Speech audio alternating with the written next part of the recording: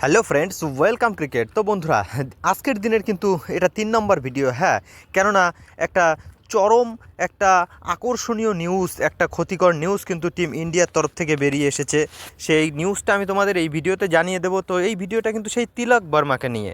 হ্যাঁ, তিলক বর্মা যে ভারতীয় কিন্তু একজন টপ অর্ডার ব্যাটার, বিশেষ করে 3 এবং 4 নম্বর পজিশনে খেলে। বলতে গেলে কিন্তু দীর্ঘদিন ইন্ডিয়া টিমের 1 নম্বর, মানে আইসিসির 1 নম্বর র্যাঙ্কিংয়ে থাকলেও সেই তিলক কিন্তু ইতিমধ্যে চোট পেয়েছে।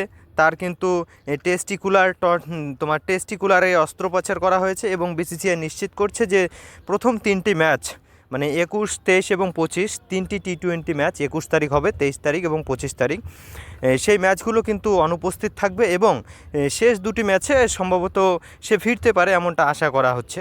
যেই শেষ 2টি ম্যাচ হচ্ছে 28শে জানুয়ারি এবং 31শে জানুয়ারি। তো শেষ 2টি ম্যাচে কিন্তু সে ফিরতে পারে এমনটা মনে করা হচ্ছে টিম ম্যানেজমেন্টের তরফ থেকে। আর তার বিকল্প যদি টিম ইন্ডিয়া খুঁজে নেয় তাহলে নিতে পারে, কেননা বিকল্প প্লেয়ারদের একটু জার্জ করে নেওয়া, বিশেষ করে শ্রেয়স আয়ার, সামনে টি20 ওয়ার্ল্ড কাপ রয়েছে। সো শ্রেয়স আয়ারের দিকে একটু নজর রাখতে পারে। সেম 3 নম্বর পজিশনে বা 4 নম্বর পজিশনে একটা আদর্শ ব্যাটসম্যান।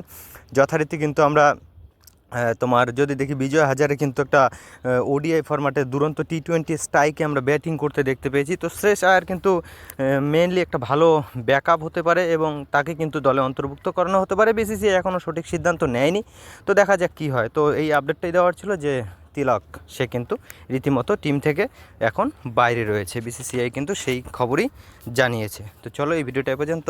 Bye bye.